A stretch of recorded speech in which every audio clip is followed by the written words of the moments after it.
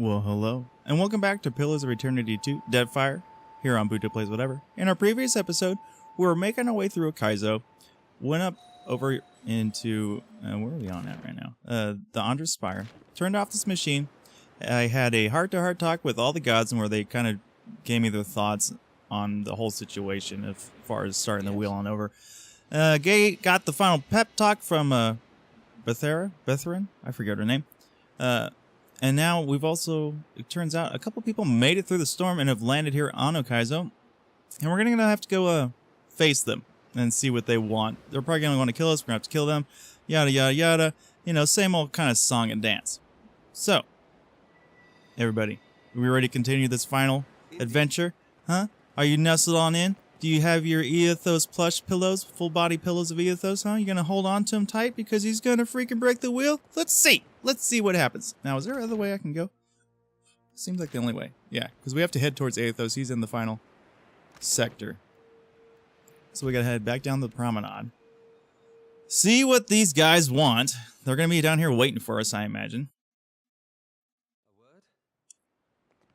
We're just gonna walk. I suspected you'd be troubled the day I heard your name. Okay. Castell carried your candle right up until the end. And here the poor fool used to be such a fine judge of character. You've thrown away so much. You could not buy the influence you might have held over the Sangreta. If only you possessed more loyalty. You know, it's funny. It's like no matter which way we'd gone, somebody was going to be standing here. Probably would have been the pirates if we'd gone with these guys or somebody else. We can still avoid more bloodshed, Nero. Ugh, even now. But I will put a blade through your heart, Watcher, and sleep all the better for it. If that's what you believe, you would be wrong. What are you? Whatever. You're all freaking dead. All of you guys are dead. Do I have my thing on? I do not. Turn that on.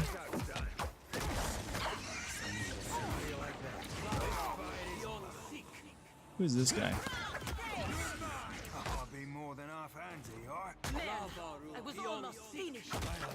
Yeah, I don't know what these guys are really thinking. It's like, yeah, you're nothing. You guys are nothing, man.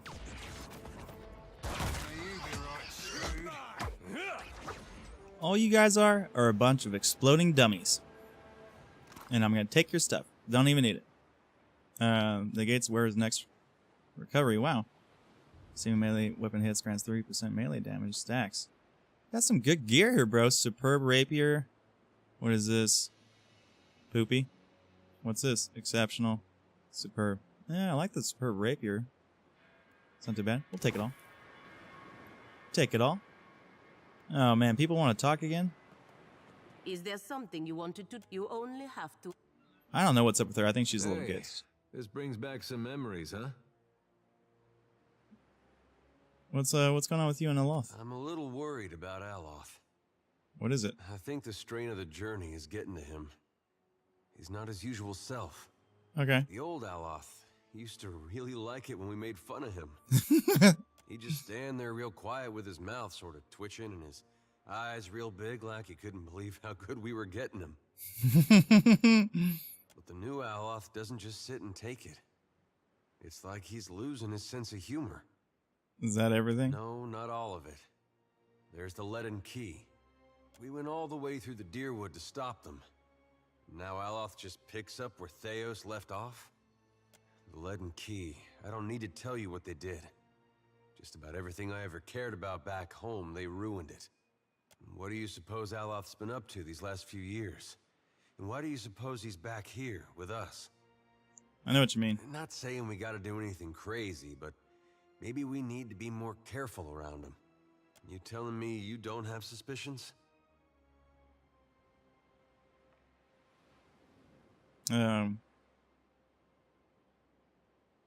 Isn't Theos' Lenke ethical just as he is? All has already proven himself to us. I'm liking it more than you, but we need Aloth. I don't care what you do. Yeah, we'll go with 3. I'd like to believe that. But it seems more likely the leaden key would change Aloth than the other way around. Well, appreciate you taking the time. Yeah, the painted mask. Yes? as a matter of... I visited my father. Okay. How was your Not father? well. Years of drinking have finally caught up with him. And I don't think my mother has been to see him since my academy days. Still, time had worn down his edges. Like an old Stelgar with dull teeth. And his claws, I hope? Indeed. See, he laughed. I used to see him as an iron tyrant. A cold, unyielding presence.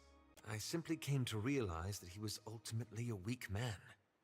One who, in his own flawed way, tried to give me order and structure. I don't condone his violence, or his temper. But I do pity him for his failings, and forgive him of his flaws. It's one way of looking at it. But not yours?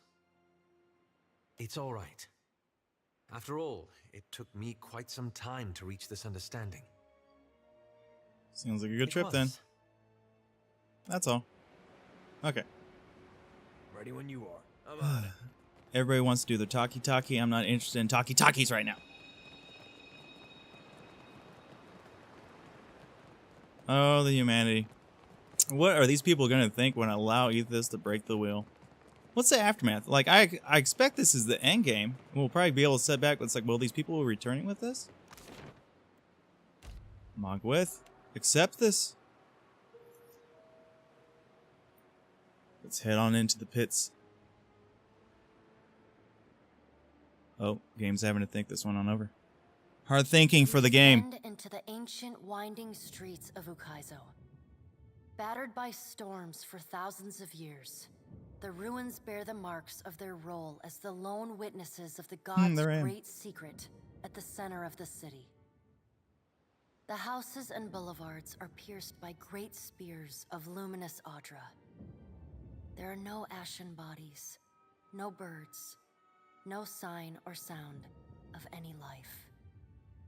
But with every step, the rhythmic pounding in the distance draws nearer.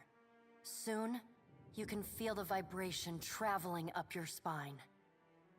Oh, that's sick down there. I didn't even see that. Okay. As you approach the center of the city, the weathered architecture gives way to more luminous Audra, piercing the ruins, eventually overtaking them entirely. Cresting the top of a fallen tower, you finally get a clear view of Aethys. He stands, legs astride, next to a great stone monument ringed with 11 cavernous alcoves. All but 3 hold a gargantuan skeleton, bones scrubbed clean by the city's storms. An immense Angwithan machine floats above the monument, suspended by invisible energy emanating from a well of light beneath it. Great brass rings spin around a core of metal and Audra at the machine's center. Periodically, Aethys's massive arms swing back. The movement alone is enough to draw great gusts of wind toward him. When they come down on the machine, the impacts are accompanied by eruptions of electricity, fire, and smoke. The hundreds of luminous Audra pillars across Ukaizo sympathetically dim in a rippling wave that spreads out from the machine. The only safe route to the god is a steep ascent along a monstrous pillar of luminous Audra. Intertwined with fragments of Ukaizo's ruins that it has carried through the centuries, the pillar bends in a long arc, towering above the machine. The pillar levels out near Aethys's head, a silent observer to the destruction of the machine it has grown beside over thousands of years. You weave your way along a treacherous rain-slicked path up the pillar's skyward side. As you arrive at the top, you catch Aethys's attention. Fist pulled back, he pauses to observe you. With the same gentleness he showed at Ashen Maw, he lowers his arm and turns toward you. Here it is, people. Here it is. Strange to see Ukaizo in this way. It may be hard to picture, but this city was once full of life. The Huana, yes, but also kith from many other cultures. Great hanging trees shadowed these boulevards. Gardens sprawled across the open rooftops. Each spring, a festival procession would wind its way from the hillside into this valley. The celebrants would pass through a steep walk among the stalls of foreign merchants, flowers falling upon them from all sides. All people of all nations, together in a celebration of new life. Such was the power and beauty of lost Ukaizo. If we don't fix this mess you're about to cause, the whole world is gonna look this bad. I mean, it's a mighty heavy load you're putting on our shoulders. I just hope we can carry it. As long as there are people like you in this world, Adair, I truly do.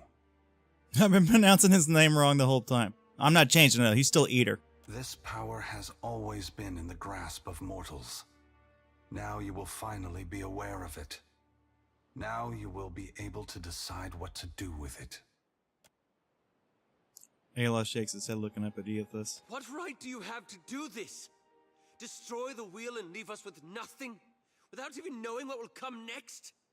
Aloth, we are all gods and mortals, responsible for our own actions. But inaction carries its own moral responsibility. It is a burden I have carried for far too long. One must always do as their conscience dictates, even if that means abdicating a position of power. I want you to know. I appreciate what you are doing. But Pallegina, you do so only because in this, you foresee the death of my kin. We have wronged you. We have wronged all mortals for far too long. But after this moment, you may see a change in my brothers and sisters. Humility can be good for the soul, even a god's. But what of you, Watcher? Why have you followed me? Have you come to bear witness to the breaking of the wheel? I've come and ask you to take pity on the mortals of this world who make action suffer. After you've gone, the gods will go to war with each other and with mortals unless they have a strong leader. Mortals are going to need a head start on things to prevent the gods from reestablishing control. You need to inspire them. I want you to go further than breaking the wheel. I want you to destroy it all, only to bear witness. I've come to fight you. I can't find him. He'll kill me.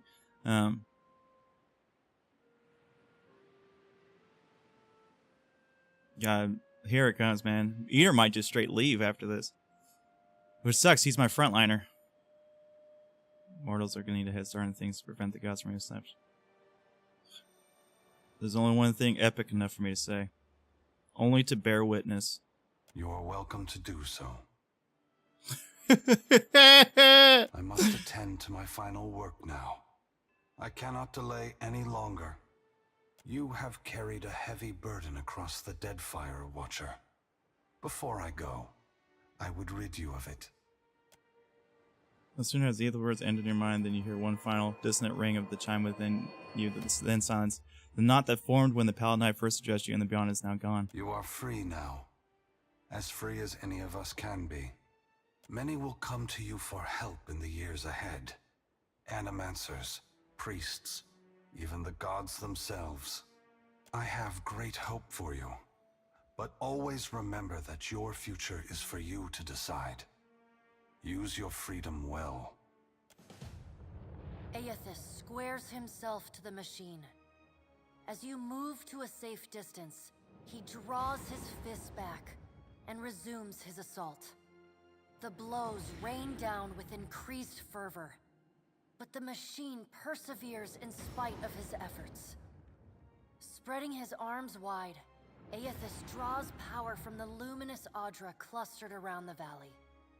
The energy courses through his body, limbs overflowing with intense light and waves of heat. He returns to his task, each strike bringing with it the sound of cracking stone and twisting metal, the flickering of luminous Audra across Ukaizo. As the ancient machine finally begins to succumb to his strength, so too does Aethys' body, built to withstand the passage of thousands of years. The great Audra statue has finally been pushed beyond its limits. Cracks appear along the hands, then race up the arms.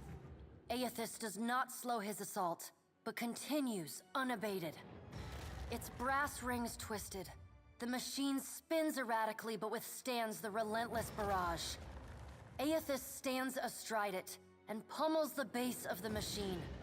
Soul energy begins to flare out from the machine's heart, warping the air with the intense heat. Aethys drives his right fist into the machine's center, the core of metal and Audra. The god lets out a deafening shout, something between a cry of anguish and a roar of exultation. You see Aethys' arm shatter upward from his hand through his elbow. A flash of light and heat bursts from the core, accompanied by a cacophony of destruction. The moment passes as Aethys' shout echoes throughout the valley. Your eyes begin to recover. The god's work is accomplished. The great machine of Ukaizo has been destroyed. The wheel has been unmade. Oh, man. As Aethys' voice fades, the enormity of what you've accomplished sinks in. You have confronted a god. You have rediscovered the ancient city where the wheel was forged, and you have seen the wheel shattered. What comes next is uncertain, but already the legend spreads of the Watcher who survived Andra's mortar and stood toe-to-toe with Aethys. Maras Nua's body finally goes still amidst the rubble of the Angwithan machines, yet it continues to glow. Priests and mystics have strange dreams of an island of eternal dawn at the eye of a storm, a port where the tide never flows out, a roadside tavern whose door leads only inward. As a watcher, you see what these dreamers cannot. The souls of the departed drifting toward the Audra Colossus and the twilight afterlife within. Whether it is a temporary haven or a permanent end will depend on what the Kith of Aora are able to accomplish on their own. And while Maras Nua stands frozen over Ukaizo, the gods look on the labors of Kith, but they do not intervene.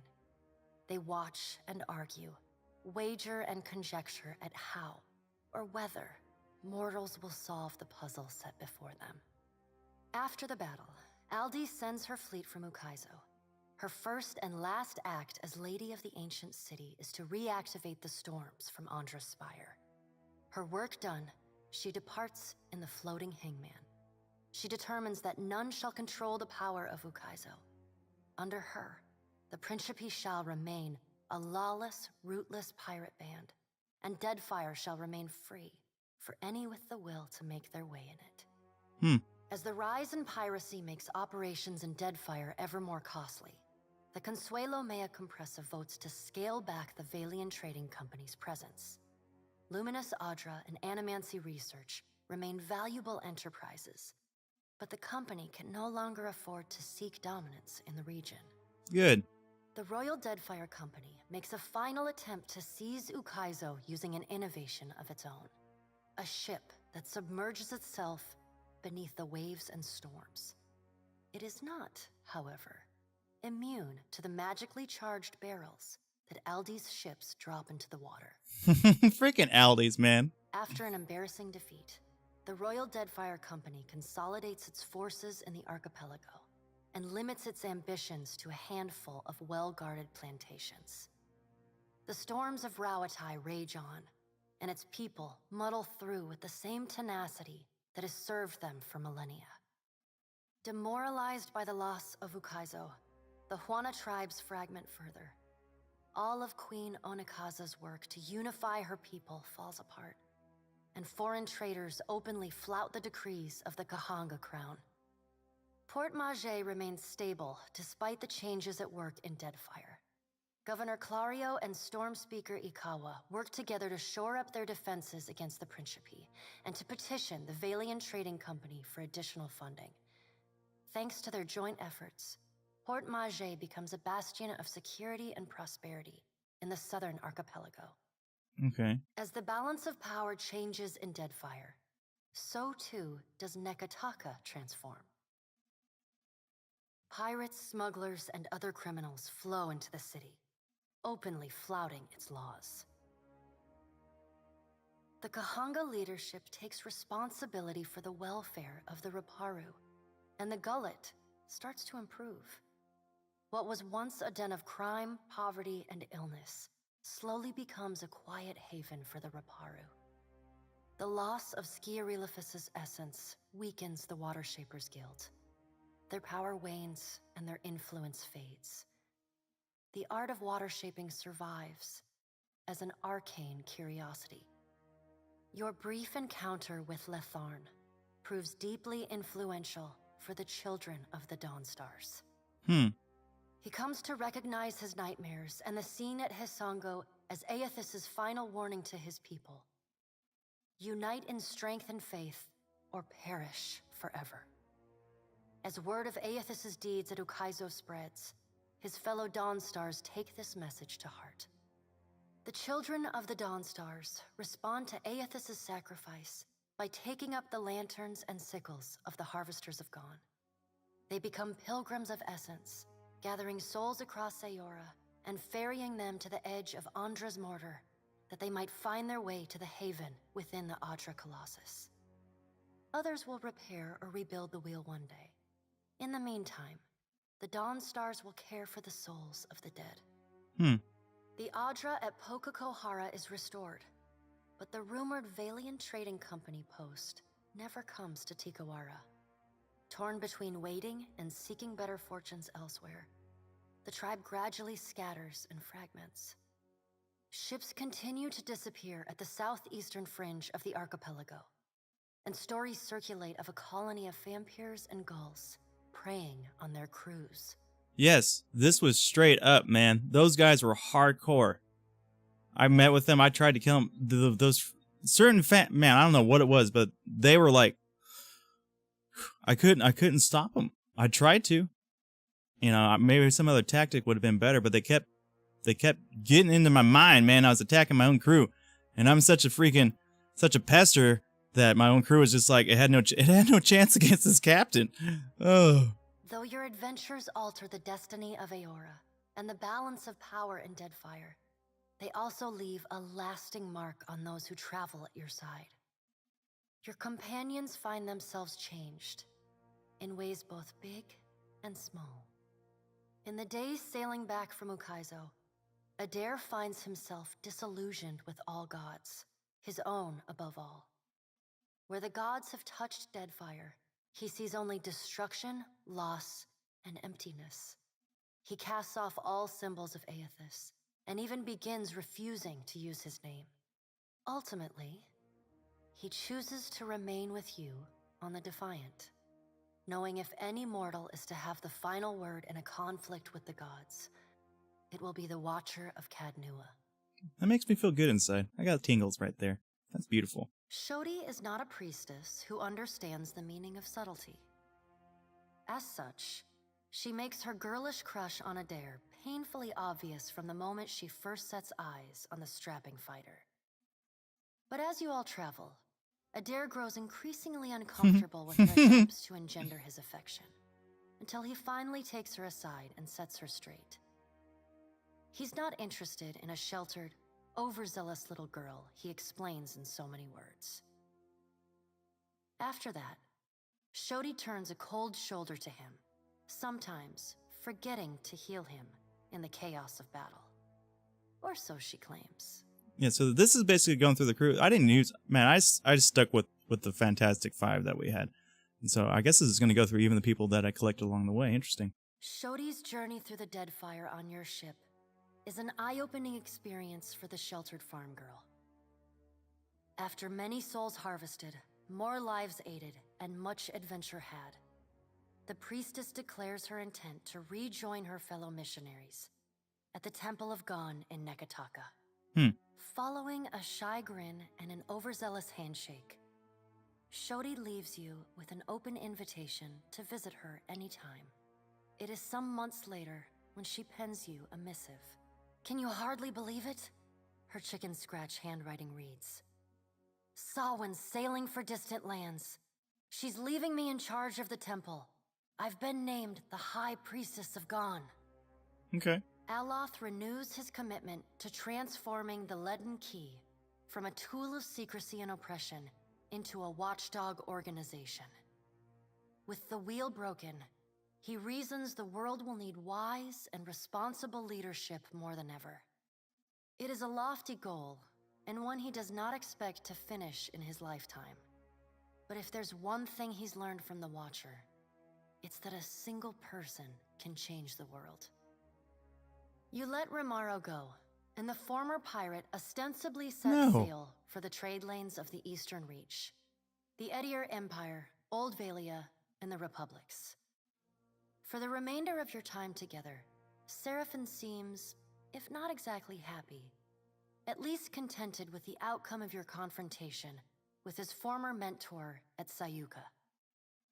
And yet, when the two of you part, Seraphin seems emboldened, invigorated by a new sense of purpose.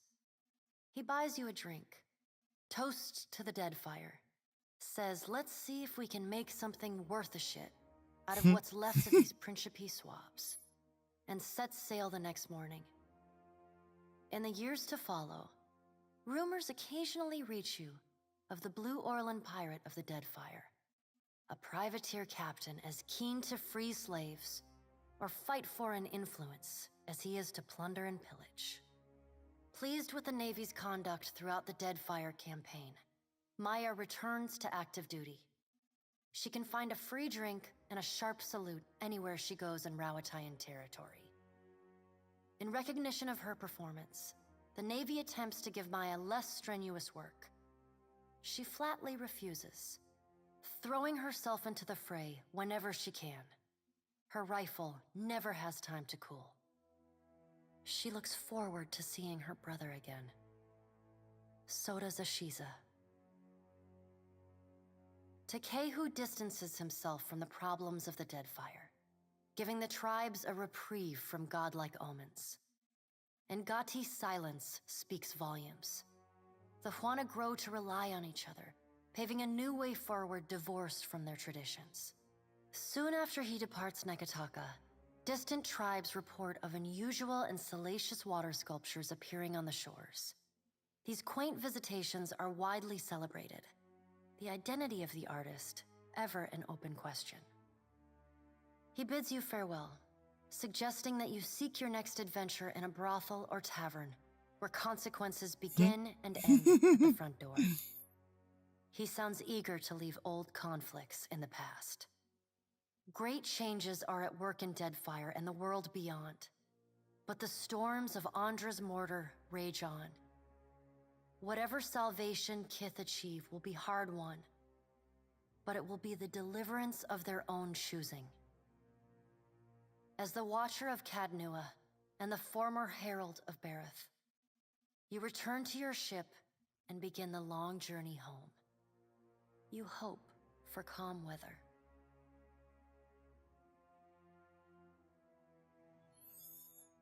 Huh. Well, what happened to Palangina?